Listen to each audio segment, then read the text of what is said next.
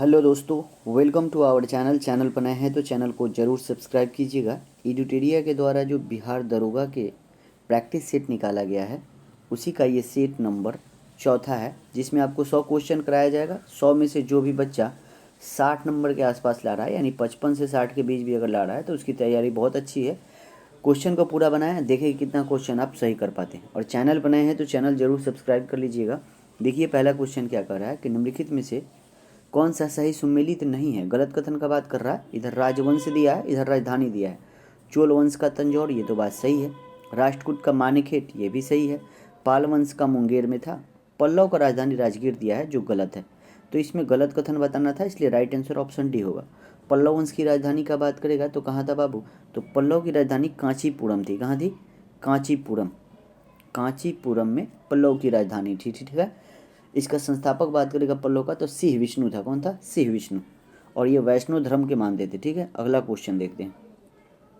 अगला question 2 number जो है कि प्राचीन कालीन स्मृतियों में सबसे पहले किस स्मृति की रचना किया गया है। जो प्राचीन काल था स्मृति, इनमें सबसे पहले बात कर रहा है तो सबसे पहले मनुस्मृति। कौन? मनुस्मृति। तो इसका राइट आंसर कौन सा हो जाएगा? ऑप्शन ए हो जाएगा। जो मनुस्मृति है इसकी रचना सबसे पहले किया गया था, जो 200 ईसा पूर्व से लेकर 200 ईस्वी के बीच में किया गया था, ठीक है। और ये जो मनुस्मृति है ये प्राचीनतम हिंदू धर्मशास्त्र और कानून का ग्रंथ माना जाता है। अगला क्वेश्चन देखते हैं। अगला क्वेश्चन है कि पूर्व मध्यकाल में कन्नौज के लिए त्रिपक्षीय संघर्ष में किस दक्षिण भारतीय राज्य ने भाग लिया था। तो कन्नौज में जो त्रिपक्षीय लड़ाई हुआ था उसमें एक दक्षिण राज्य था, वो पूछ रहा है। और इसमें जो दक्षिण भारतीय राज्य था वो था राष्ट्रकूट। कौन था? राष्ट्रकूट। तो राइट आंसर कौन सा हो जाएगा? राइट आंसर जो हो जाएगा वो ऑप्शन डी हो जाएगा। कौन सा? Option D. इसमें कौन कौन सा भाग लिए थे? जो कन्नौज का प्रतिहार में नरेश जो था, एक प्रतिहार लिया था, प्रतिहार, एक पालवंश लिया था और एक राष्ट्रकूट लिया था। यही तीनों मिलकर आपको कन्नौज में त्रिपक्षीय लड़ाई लड़ रहे थे, ठीक है। अगला क्वेश्चन देखते हैं। अगला क्वेश्चन जो है कि मध्यकाल में कश्मीर के किस शासक ने कश्मीर में जजिया कर हटा दिया, गौ हत्या निषिद्ध कर दिया था। तो इसका राइट आंसर जो है जैनुल आबेदीन हो जाएगा। कौन? जैनुल आबेदीन। तो राइट आंसर कौन सा हो जाएगा? ऑप्शन सी हो जाएगा। क्या हो जाएगा? Option C is a right answer.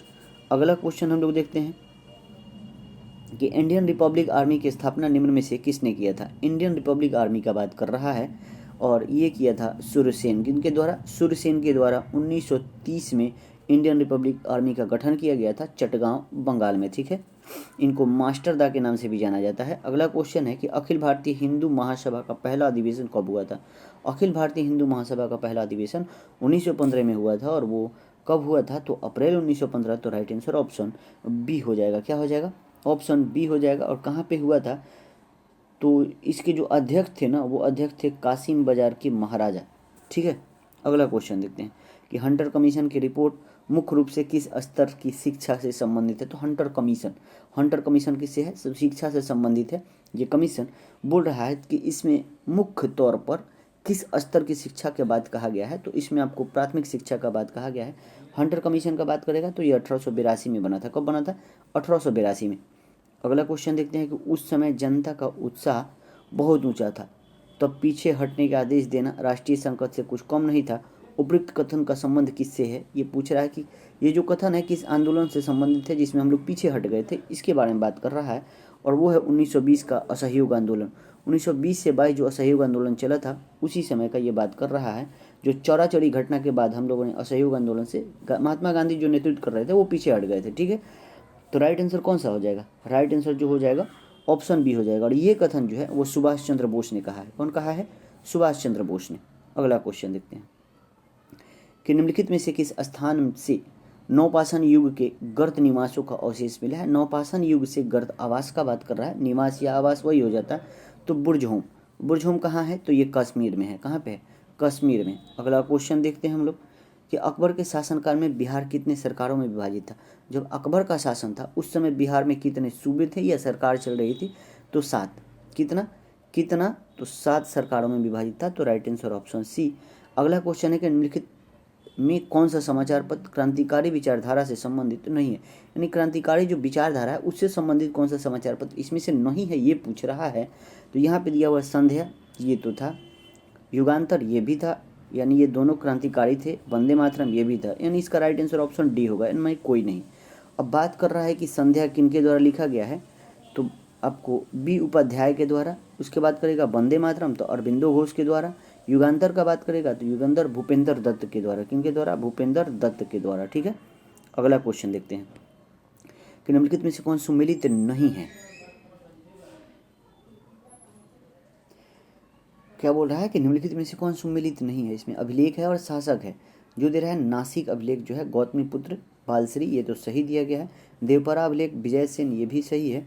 Junagadh अभिलेख जो दिया गया है वो स्कंदगुप्त, ये भी सही है। मंदसौर अभिलेख जो दिया है पुलकेशिन द्वितीय, यही गलत है, क्योंकि पुलकेशिन द्वितीय के समय एहोल अभिलेख था। कौन था? एहोल अभिलेख, एहोल अभिलेख। ठीक है, अगर बात करेगा कि मंदसौर अभिलेख, तो मंदसौर अभिलेख जो है ये मालवा नरेश यशोवर्मन का है। किसका है? यशोवर्मन का है। अगला क्वेश्चन देखते हैं हम लोग कि इंदिरा गांधी ने किस वर्ष भारत रत्न दिया गया था। तो इंदिरा गांधी को भारत रत्न कब मिला था, ये क्वेश्चन पूछ रहा है। और इंदिरा गांधी को 1971 में। कब मिला था? 1971। तो राइट आंसर ऑप्शन सी होगा। अगला क्वेश्चन देखते हैं कि अनटोल्ड स्टोरी पुस्तक के लेखक निम्नलिखित में से कौन है। अनटोल्ड स्टोरी पुस्तक के लेखक निम्न में से कौन है, ये पूछ रहा है। और ये पुस्तक जो लिखे हैं वो BM कॉल लिखे हैं। कौन लिखे हैं? BM call. तो राइट आंसर कौन सा हो जाएगा? राइट आंसर जो होगा वो ऑप्शन ए हो जाएगा। ठीक है, अगला क्वेश्चन है कि अहपन लोक कला का संबंध किस राज्य से है। लोक कला है एक अहपन, और अहपन का बात कर रहा है ये बिहार का है। कहाँ का है? बिहार का। तो राइट आंसर कौन सा हो जाएगा? राइट आंसर ऑप्शन ए हो जाएगा। ठीक है, भारतीय वायुसेना को कितने कमांड में विभाजित किया गया है। भारतीय वायुसेना को कितने कमांड में? तो 7 कमांडों में विभाजित किया गया है। तो राइट आंसर होगा ऑप्शन सी होगा। ठीक है, अगला क्वेश्चन है कि नालंदा विश्वविद्यालय को किस वर्ष विश्व विरासत सूची में सम्मिलित किया गया था। तो नालंदा विश्वविद्यालय को किस वर्ष विश्व का विरासत सूची में सम्मिलित किया गया था, ये क्वेश्चन है। इसका राइट आंसर ऑप्शन ए 2016 में इसको शामिल किया गया था। अगला क्वेश्चन देखते हैं कि नगद कोष अनुपात यानी CRR का संबंध निम्न कथन पर विचार करना है। किसके बारे में? CRR के बारे में। बोल रहा है कैश रिजर्व रेशियो इसको बोलते हैं। बोल रहा है कि यह केंद्रीय बैंक द्वारा निर्धारित किया जाता है, ये तो बात सही है। बोल रहा है कि प्रत्यक्ष बैंक के लिए यह बाध्यकारी भी होता है, ये भी बात सही दिया गया है। यह राशि नगद के रूप में RBI के पास रखना होता है, ऐसा बात नहीं है। कैश जो CRR है ये अपने पास अपना बैंक रखता है, ठीक है, लेकिन ये निर्धारित करता है बैंक, और जो प्रत्येक बैंक को यह बाध्यकारी है, रखना ही पड़ता है। तो 1 और 2 सही है, इसलिए राइट आंसर जो होगा वो ऑप्शन ए होगा। ठीक है, अगला क्वेश्चन देखते हैं कि बजट 2024-25 के अनुसार भारत सरकार का रुपया प्राप्ति के लिए शीर्ष मद क्या है। रुपया जो हम लोग प्राप्त करते हैं उसमें सबसे ज़्यादा किससे आता है? तो सबसे ज़्यादा उधार व अन्य देयता से आता है। राइट आंसर होगा ऑप्शन डी हो जाएगा। 27% पैसा जो है उधार व अन्य देयता से बजट का आता है। ठीक है, अगला क्वेश्चन देखते हैं कि भारत में विश्व के समस्त लौह अयस्क भंडार में कितना प्रतिशत हिस्सा उपलब्ध है। भारत में पूरी दुनिया का जो लौह अयस्क भंडार है उसमें कितना प्रतिशत हिस्सा भारत में है, ये पूछ रहा है। तो इसका राइट आंसर 8% हो जाएगा। तो राइट आंसर ऑप्शन ई होगा। ठीक है, अगला क्वेश्चन है कि निम्नलिखित में से कौन सा राज्य नवीकरणीय ऊर्जा में प्रथम स्थान है। नवीकरणीय ऊर्जा में प्रथम स्थान का बात कर रहा है तो राजस्थान है। कौन है? राजस्थान है जो राइट आंसर। अगला क्वेश्चन है कि केंद्रीय कपास शोध संस्था कहाँ स्थित है। केंद्रीय कपास शोध संस्था का बात कर रहा है जो नागपुर में है। कहाँ पे है? नागपुर में है। अगला क्वेश्चन है कि चर्चा में रहा ओरंगुटन कूटनीति किस देश से संबंधित है। ओरंगुटन कूटनीति जो है ये आपको किस देश से संबंधित है? मलेशिया से संबंधित है। ठीक है, तो राइट आंसर कौन सा हो जाएगा? राइट आंसर जो होगा वो ऑप्शन सी हो जाएगा। मलेशिया जो है ये चीन का एक पांडा कूटनीति चलता है, उसी से प्रेरित होकर उसने ओरंगुटन कूटनीति शुरू किया है। ठीक है, अगला क्वेश्चन देखते हैं कि UPS पेंशन योजना को अपनाने वाला पहला राज्य कौन है। यूनिफाइड पेंशन को, तो ये महाराष्ट्र। कौन सा? महाराष्ट्र। सारे करंट अफेयर्स हैं, बहुत अच्छा बनाया गया है सेट, आप बनाए पूरा क्वेश्चन। अगला क्वेश्चन है कि नाटो शिखर सम्मेलन 2024 का आयोजन कहाँ किया था। तो नाटो का जो सम्मेलन हुआ था वो वाशिंगटन DC में किया गया था। कहाँ पे? वाशिंगटन DC में। बात है नाटो का, तो नाटो में सदस्य हैं 32 को। नाटो का जो फुल फॉर्म होता है वो नॉर्थ अटलांटिक ट्रीटी ऑर्गेनाइजेशन होता है। ठीक है, अगला क्वेश्चन है कि वर्ष 2024 में हुए चुनाव के बाद ब्रिटेन के प्रधानमंत्री जो है वो कौन बना है। तो ब्रिटेन का प्रधानमंत्री का पूछ रहा है कि जो 24 में चुनाव हुआ उसके बाद कौन बना है, तो बना है कीर किर स्टारमर बना है। तो राइट आंसर ऑप्शन सी हो जाएगा। क्या होगा? ऑप्शन सी हो जाएगा। अगला क्वेश्चन देखते हैं कि नोमैडिक एलिफेंट 2024 अभ्यास भारत और किस देश के बीच? नोमैडिक एलिफेंट का बात कर रहा है और ये होता है मंगोलिया के साथ। किसके साथ? मंगोलिया के साथ। अगला क्वेश्चन देखते हैं कि भारत की पहली बहुउद्देशीय हरित हाइड्रोजन पायलट परियोजना का उद्घाटन किस राज्य में? तो भारत का पहला है, तो पहला बहुउद्देशीय हरित हाइड्रोजन है और ये हिमाचल प्रदेश। कहाँ पे? Himachal Pradesh is a right answer. अगला क्वेश्चन देखते हैं कि अगस्त 2024 में गृह मंत्रालय द्वारा किस राज्य के शासित प्रदेश में नए जिले बनाने का निर्णय लिया गया है? तो कहाँ पे बाबू? लद्दाख में। लद्दाख में 5 गो जिला और बनाया गया है। ठीक है, तो राइट आंसर कौन सा हो जाएगा? Right answer option D. अगला क्वेश्चन है कि किस देश ने पहले ई स्पोर्ट्स ओलंपिक खेल का आयोजन किया जाएगा? तो किस देश में किया जाएगा? तो ये आपको सऊदी अरब में। कहाँ पे? ई स्पोर्ट ओलंपिक का बात कर रहा है। ठीक है, अगला क्वेश्चन है कि देश का पहला शून्य कार्बन उत्सर्जन हवाई अड्डा कौन सा है? देश का पहला है, तो देश का पहला दिल्ली हवाई अड्डा हो जाएगा। ठीक है, अगला है कि एशियन गेम्स 2026 का आयोजन किस देश में? एशियन गेम्स 2026 ये जापान कराएगा। कौन कराएगा? जापान कराएगा। अगला क्वेश्चन देखते हैं कि किस राज्य द्वारा स्कूली पाठ्यक्रम में एआई को शामिल किया गया है? कौन कर सकता है बाबू? ये सब केरला ही करेगा। ठीक है, तो राइट आंसर कौन सा? ऑप्शन डी होगा। ठीक है, केरला। अगला क्वेश्चन है कि विश्व पर्यावरण दिवस का थीम क्या है? पर्यावरण दिवस का थीम पूछा है बाबू, और पर्यावरण दिवस मनाया जाता है 5 जून को। ठीक है, और इस बार का जो थीम है वो है आपको लैंड एस्टोरेशन, डिजर्टिफिकेशन एंड डाउट रिसेलिलेंस। ठीक है, तो राइट आंसर ऑप्शन ए हो जाएगा। अगला क्वेश्चन देखते हैं कि बिहार के नए रामसर स्थलों की घोषणा की गई किस जिले में स्थित है? रामसर बिहार में 2 को खोजा गया है। ठीक है, पूछ रहा है कि किस जिला में है?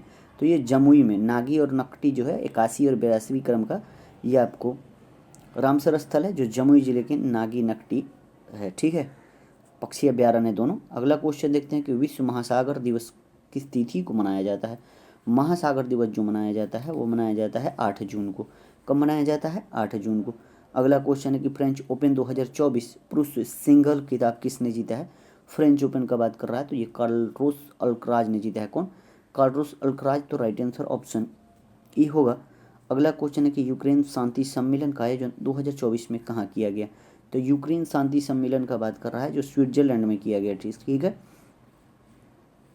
अगला क्वेश्चन है कि ग्लोबल पीस इंडेक्स 2024 में भारत का स्थान पूछ रहा है। पीस इंडेक्स में हम लोग 126वें स्थान पर हैं। कहाँ हैं? 126 स्थान पे हैं, जहाँ पे पूरे देशों की संख्या 163 है। ठीक है, उसमें से हम लोग 116वें स्थान पे हैं। सॉरी, 126 नहीं, 116वें स्थान पे हैं। अगला क्वेश्चन देखते हैं कि यूएन द्वारा 2025 को किस वर्ष के रूप में मनाने की घोषणा किया गया है?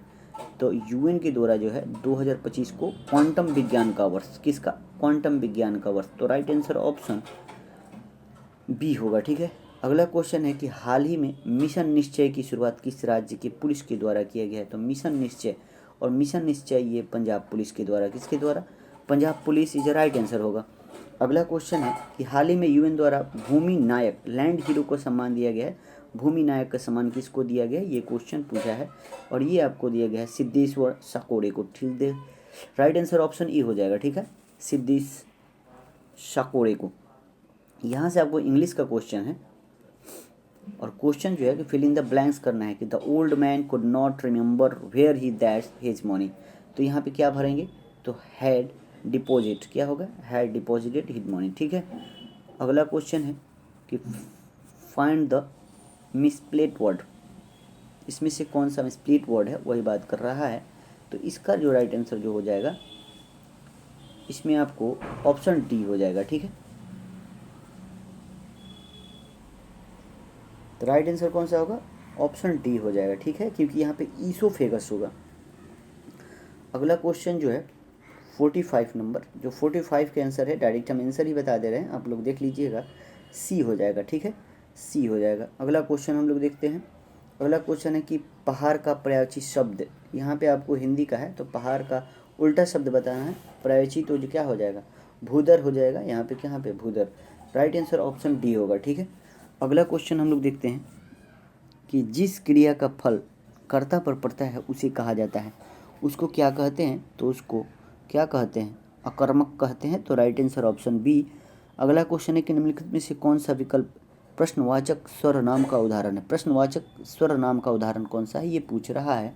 इसमें से जो है कौन कौन हो जाएगा। अगला क्वेश्चन देखते हैं कि निम्नलिखित में से कौन सा वाक्य शुद्ध है। शुद्ध वाक्य का बात कर रहा है, इसमें से कौन है। ठीक है, तो जो दिया गया वेदों के 6 अंग माने जाते हैं, यही शुद्ध है, इसमें से सी। अगला क्वेश्चन है कि आसमान टूट पड़ना मुहावरे का अर्थ क्या है। आसमान टूट पड़ना मुहावरे का जो अर्थ है वो मुसीबत आना होता है। क्या होता है? मुसीबत आ पड़ा है। अगला क्वेश्चन देखते हैं कि निम्नलिखित में से कौन सा कथन सत्य है, यानी सही कथन का बात कर रहा है। यहाँ पे बोल रहा है कि जलोढ़ मिट्टी में पोटास, नाइट्रोजन, फास्फोरस और ह्यूमस की बहुलता होती है। देखिए, इंडिया की जितनी मिट्टी है उसमें नाइट्रोजन की कमी आपको हमेशा मिलेगी, तो इसलिए ये नहीं होगा। लाल मिट्टी में सिलिका आयरन की बहुलता होती है, बात तो सही है। काली मिट्टी में आयरन, चूना, एल्युमिनियम और मैग्नीशियम की बहुलता होती है, ये भी बात सही है। 2 और 3 सही है, इसलिए राइट आंसर ऑप्शन बी होगा। अगला क्वेश्चन देखते हैं कि 2011 की जनगणना के अनुसार सर्वाधिक अनुसूचित जाति यानी एससी जनसंख्या प्रतिशत वाला राज्य पूछ रहा है, तो ये पंजाब हो जाएगा। का कौन सा हो जाएगा? पंजाब। पंजाब में लगभग 31% जनसंख्या एससी है। ठीक है, अगला क्वेश्चन देखते हैं कि निम्नलिखित में से कौन सुमेलित नहीं है। सुमेलित नहीं है, यहाँ पे जल डमरू स्थल दिया है, यहाँ स्थिति दिया गया है जिब्राल्टर, भूमध्य सागर, अटलांटिक। ठीक है, सही है। कुक जल संधि तस्मानिया सागर को दक्षिणी प्रशांत, ये भी सही है। मलक्का जावा को बंगाल की खाड़ी, सही है। डोबर जो दिया गया है यही गलत है, क्योंकि उत्तरी सागर और प्रशांत महासागर जो दिया गया है यही आपको इसमें गलत दिया गया है। ठीक है, और किसे किसे जोड़ता है डोबर आप लोग बताइएगा। ठीक है, नहीं तो हम ही बता दे रहे हैं। ये जोड़ता है उत्तरी सागर को अटलांटिक महासागर से। उत्तरी तो सागर तक दी गया है, अटलांटिक को जोड़ता है। ठीक है, प्रशांत को नहीं। राइट आंसर होगा डी। अगला क्वेश्चन है कि प्रत्यावर्ती मानसून या मानसून निवर्तन से सबसे अधिक वर्षा निम्नलिखित में से किस राज्य में होती है। प्रत्यावर्ती यानी लौटता मानसून से सबसे ज्यादा वर्षा तमिलनाडु में होता है। अगला क्वेश्चन हम लोग देखते हैं कि निम्नलिखित में से कौन सा प्लेट दक्षिणी अमेरिका और प्रशांत महासागरीय प्लेट के बीच है। कौन सा प्लेट है ये पूछ रहा है, और ये हो जाएगा आपको नजका प्लेट जो दिया गया है वही होगा। ठीक है, अगला क्वेश्चन देखते हैं कि सौरमंडल के निर्माण और निरूपण की व्याख्या करने के लिए सर्वाधिक व्यापक रूप से स्वीकृत मॉडल कौन सा है। मॉडल आप लोग बताइएगा कौन सा होगा। इसमें निहारी का मॉडल हो जाएगा। कौन सा?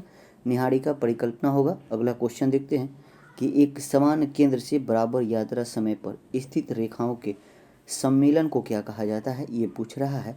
समकालीन रेखा कहा जाता है। क्या कहा जाता है? समकालीन रेखा कहा जाता है। अगला क्वेश्चन है कि गोदावरी नदी की अफवाह बेसिन भारत के निम्नलिखित किस राज्य में फैला हुआ है। गोदावरी नदी कौन कौन से राज्य से बहती है, फैला हुआ है, ये पूछ रहा है। तो इसका जो राइट आंसर जो हो जाएगा वो महाराष्ट्र, छत्तीसगढ़, तेलंगाना, आंध्र प्रदेश, उड़ीसा हो जाएगा। तो राइट आंसर ऑप्शन बी होगा। ठीक है, अगला क्वेश्चन है कि दाचीग्राम राष्ट्रीय उद्यान निम्नलिखित में से किस राज्य में है। दाचीग्राम आसान क्वेश्चन है, जम्मू कश्मीर में है। अगला क्वेश्चन हम लोग देखते हैं। अगला क्वेश्चन जो है कि निम्नलिखित में से किस क्षेत्र में भारत के अन्य क्षेत्रों की तुलना अधिक मौसमी अंतर होती है। तो भारत के अन्य क्षेत्र के मुकाबला जो है अधिक मौसमी अंतर होती है, जो भारत का अंदरूनी भाग होगा ना वहीं पे होगा ये सब। ठीक है, अगला क्वेश्चन देखते हैं कि निम्नलिखित में से किस अधिनियम के तहत भारत के राज्य सचिव यानी secretary of state of India की नियुक्ति की जाती है। तो ये आपको 1858 के भारत शासन अधिनियम के तहत किया जाता है। तो राइट आंसर ऑप्शन ए होगा। अगला क्वेश्चन हम लोग देखते हैं कि स्वतंत्र भारत का पहला मंत्रिमंडल 1947 के अनुसार मंत्री एवं संबंधित विभाग सम्मिलित करना है हमको, तो करते हैं हम लोग सम्मिलित।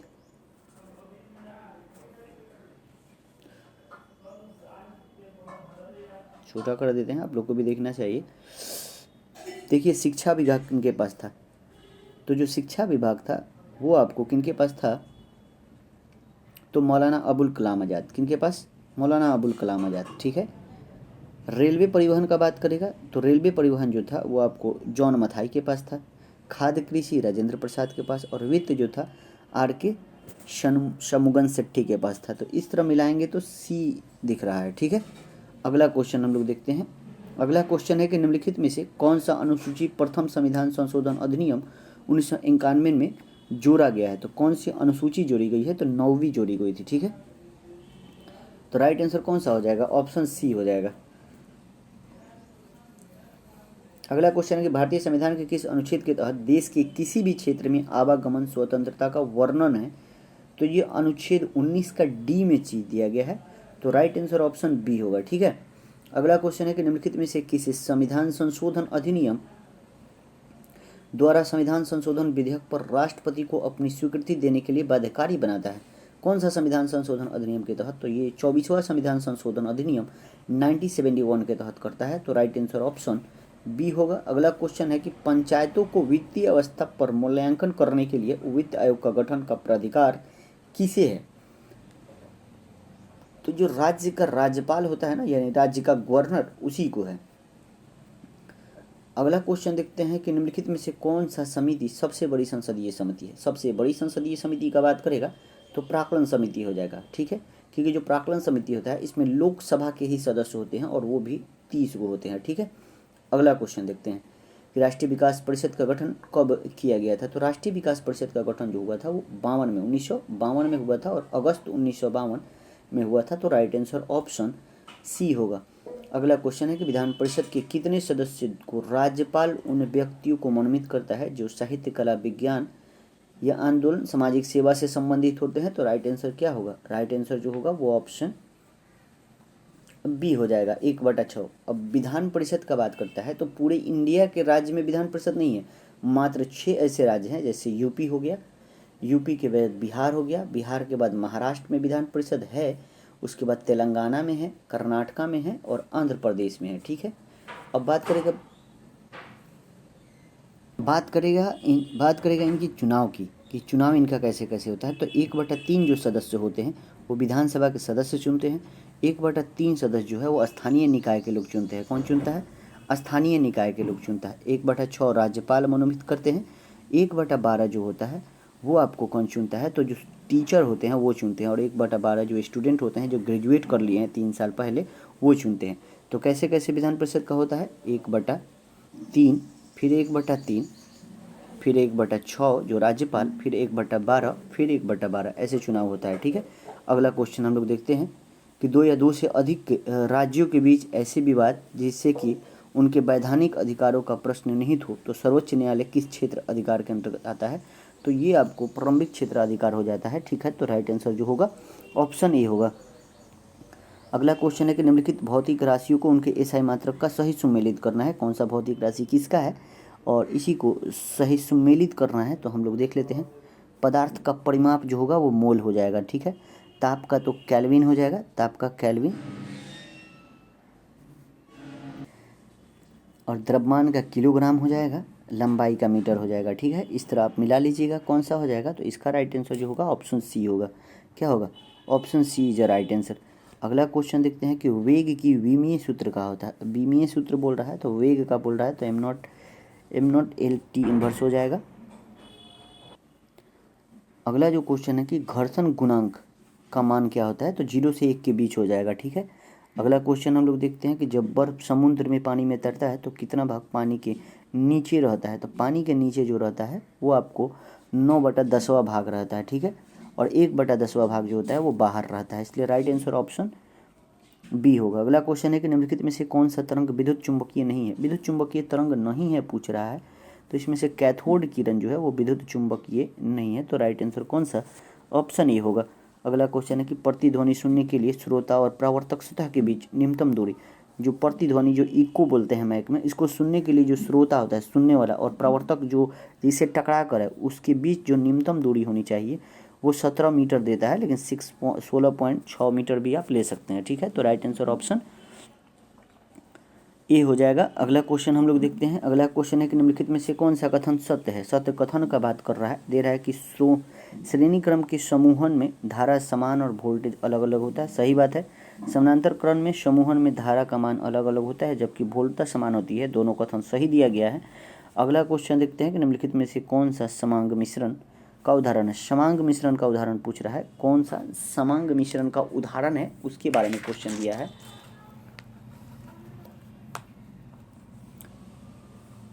यहाँ पे क्या दिया है? चीनी और नमक का जलीय विलयन, ये समांग हो जाएगा। ठीक है, हवा का बात कर रहा है, ये भी समांग मिश्रण हो जाएगा।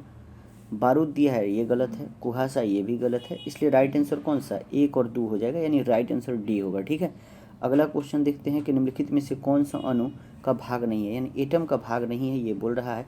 इसमें से फोटोन नहीं हो जाएगा, कौन? फोटोन हो जाएगा। इलेक्ट्रॉन प्रोटॉन एटम का भाग होता है। अगला क्वेश्चन है कि निम्नलिखित में से कौन सा सत्य है, सत्य कथन का बात कर रहा है, और सत्य कथन इसमें से जो है आप कौन? ऑप्शन बी हो जाएगा, यानी कैल्शियम कार्बोनेट दांत पुष्ट जो होता है उसमें रहता है।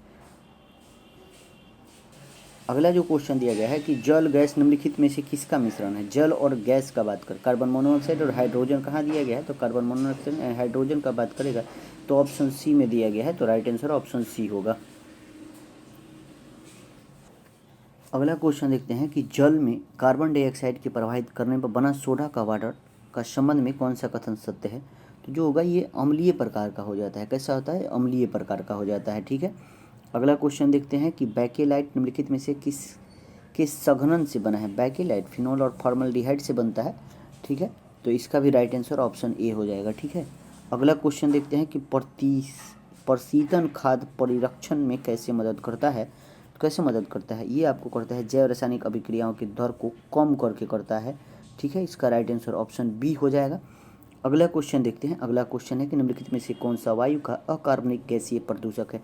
वायु का अकार्बनिक गैसीय प्रदूषक का बात कर रहा है, तो इसका राइट आंसर जो हो जाएगा कौन सा हो जाएगा, इसका राइट आंसर ऑप्शन डी हो जाएगा, ठीक है। कौन सा हो जाएगा? डी, हाँ, हाइड्रोजन सल्फाइड हो जाएगा।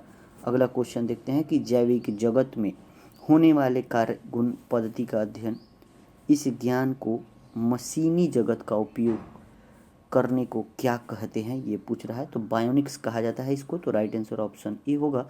अगला क्वेश्चन है कि निम्नलिखित में से कौन सा कीट नहीं है। इसमें से कीट नहीं है, तो मकड़ी जो है एक कीट नहीं है, तो राइट आंसर जो होगा वो ऑप्शन डी होगा। अगला क्वेश्चन है कि एपीफाइट्स वे पौधे हैं जो अन्य पौधों पर निर्भर रहते हैं। एपीफाइट्स पौधे का बात कर रहा है, तो ये जो होते हैं यांत्रिक अवलंबन के लिए होते हैं, ठीक है, तो राइट आंसर ऑप्शन बी होगा। अगला क्वेश्चन है कि कोशिका झिल्ली निम्नलिखित में से किसकी बनी होती है, तो कोशिका झिल्ली जो बनी होती है किसकी बनी होती है, प्रोटीन की और लिपिड की बनी होती है, तो राइट आंसर ऑप्शन डी होगा। अगला क्वेश्चन है कि निम्नलिखित में से किसके साथ मिलाने से एजोला का एक अच्छा उर्वरकता प्राप्त होता है। एजोला का एक अच्छा उर्वरकता प्राप्त होता है, तो इस याद रखिएगा नील हरित शैवाल हो जाएगा, राइट आंसर नील हरित शैवाल। अगला क्वेश्चन है कि निम्नलिखित में से कौन से परिवर्तन में एंजाइम ट्रिप्सिन उत्प्रेरक का कार्य करता है, तो इसमें आपको प्रोटीन को अमीनो अम्ल में आपको परिवर्तन पर एंजाइम ट्रिप्सिन उत्प्रेरक का कार्य करता है। अगला क्वेश्चन देखते हैं कि निम्नलिखित में से कौन सा शहर आहार मानव शरीर में नए ऊतक में वृद्धि के पोषक तत्व प्रदान करते हैं, तो ये पनीर हो जाएगा। कौन सा? Paneer is right answer. अगला क्वेश्चन है कि निम्नलिखित में से कौन सा विटामिन कोलीकैल्सिफेरॉल कहा जाता है, तो कोलीकैल्सिफेरॉल हम कहते हैं आपको विटामिन D3 को, किसको कहते हैं?